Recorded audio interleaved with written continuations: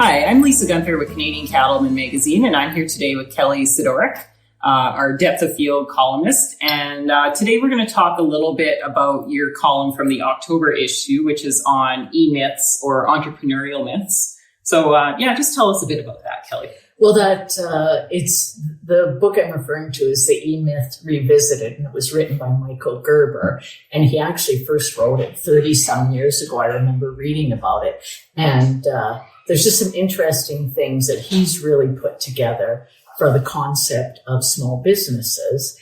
And, frankly, I think many of our farms and ranches fall into that category, small to medium, or large, even beyond that. But still, some of the principles and ideas are the same.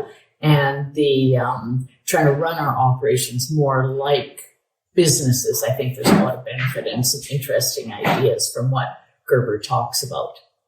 And so one thing you talk about in your column is just sort of all the different roles that you have to fill within a business, right? Yeah. From his concept, he talks about there being the entrepreneur who's the visionary, the manager who's the planner, and then the technician who is actually the doer.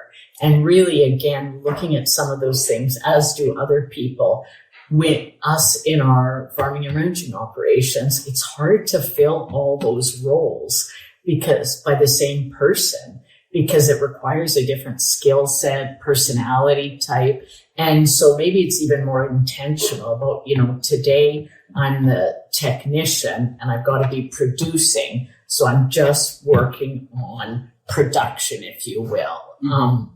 And he talks about the entrepreneur lives in the future, the manager lives in the present.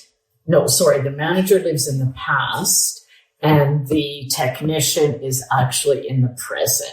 So it's interesting to me thinking about in our operations, how can we do better by thinking of things in those different roles?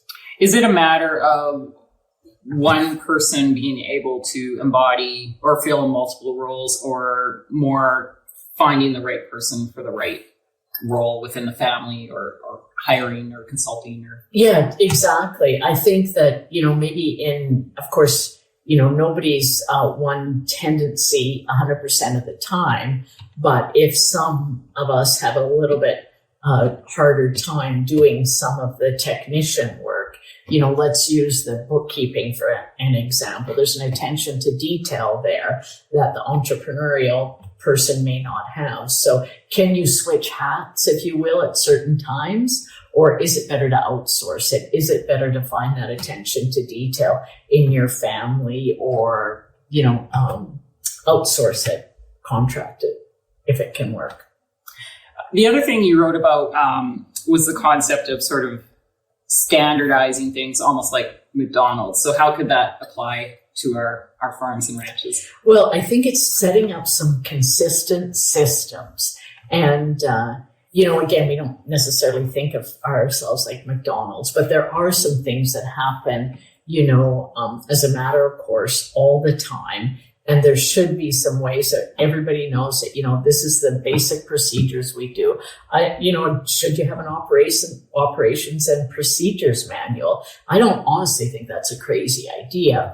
Sometimes there's a lot of work to put together, but especially if you have other employees, that certainly can be helpful. So, sharing the example of a large operation that at the end of the day, when you brought the buggies or the side-by-sides or whatever back in, it was their protocol that those vehicles got emptied of whatever, was it fencing supplies, or water development pump stuff. At the end of the day, everything got emptied out of there, put away, and the units checked oil and filled with gas. So none of that had to happen in the morning. And maybe you want to do it in the morning. I don't know, but just a few things that are a matter of course that one should always try to do. So I think that helps when you start talking about scaling up things too, because there's some basic things that people know as part of the operation.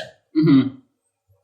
I feel it would be good to have more standardized gates personally. Yes, honestly, yes. But that's just me. Yes. Yeah, no, for sure, because there's always different ways of doing things, right? And for example, in our operation, everything is always trained to most things. I should speak a bit hesitantly on that, but one single wire. So if we're going to set up a barrier, because we're moving cows down the road and we're going past the neighbor's gate, we always make sure that we put a single twine across those gates. It's not heated, but those are really nice yards, and we don't want 200 cows in the yard. So, just some of those things that fit with our operation, because they will respect a dummy wire. Whereas, if it's a herd of new yearlings, they may not. So, but just thinking about some of the things that are easily repeatable and that you can kind of make as a matter of course in your operation. Great. Anything else you want to add, Kelly? Or? No, I think I'm always enjoy trying to think of some of those application of some of these different philosophies and ideas in our own operations to make them better. Great. Well, thanks very much. Great talking with you today. And readers can find that in the October issue of Canadian Cattleman. Thanks, Lisa.